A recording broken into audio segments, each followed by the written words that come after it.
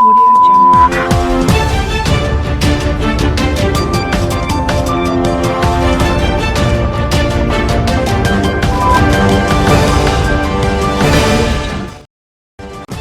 राष्ट्रीय मानव अधिकार आयोग ने औरंगाबाद में 16 प्रवासी मजदूरों के मालगाड़ी से कुचले जाने की घटना पर स्वतः संज्ञान लेते हुए मुख्य सचिव, महाराष्ट्र सरकार और जिला मजिस्ट्रेट औरंगाबाद को नोटिस जारी किया।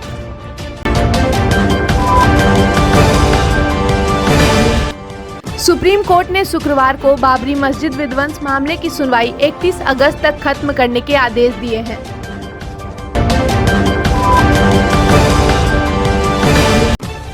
सुप्रीम कोर्ट ने कहा है कि विदेशों में फंसे भारतीय नागरिकों को वापस लाने के मामले में ऐसी महिलाएं जो गर्भावस्था के अंतिम चरण में हैं, उनको प्राथमिकता दी जानी चाहिए।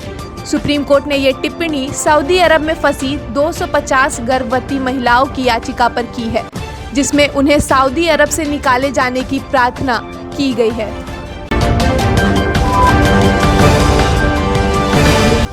सुप्रीम कोर्ट में एक याचिका दाखिल कर निर्धारित समय अवधि के भीतर कानून के अनुसार बैटरी संचालित पर्यावरण अनुकूल ई-रिक्शा को अनुमति देने पर विचार करने के लिए केंद्रीय सड़क परिवहन और राजमार्ग मंत्रालय और पश्चिम बंगाल राज्य को निर्देश देने की मांग की गई है।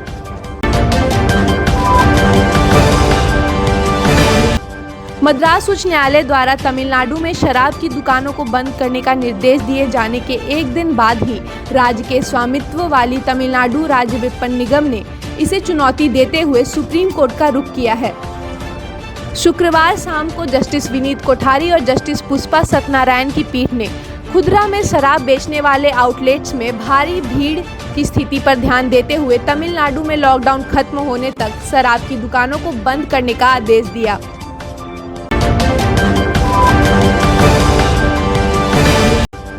मद्रास हाईकोर्ट ने एक महत्वपूर्ण फैसले में कहा है कि कोविड-19 के मद्देनजर मामलों को दायर करने की सीमा अवधि में बढ़ोतरी का सुप्रीम कोर्ट का सामान्य फैसला दंड प्रक्रिया संहिता की धारा 167 के तहत किसी अभियुक्त के डिफॉल्ट जमानत के अधिकार को प्रभावित नहीं करेगा।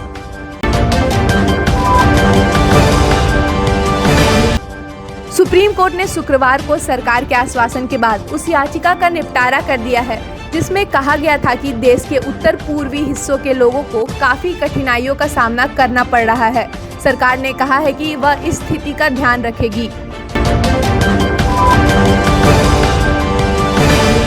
सुप्रीम कोर्ट बार एसोसिएशन ने कार्यकारी समिति द्वारा शुक्रवार को बुलाई गई बैठक के निर्णय लेने के बाद SCBA ने अपने सचिव अशोक अरोड़ा को तत्काल प्रभाव से निलंबित कर दिया है। यह भी तय किया गया है कि सहायक सचिव रोहित पांडे सचिव की भूमिका और जिम्मेदारियों को संभालेंगे।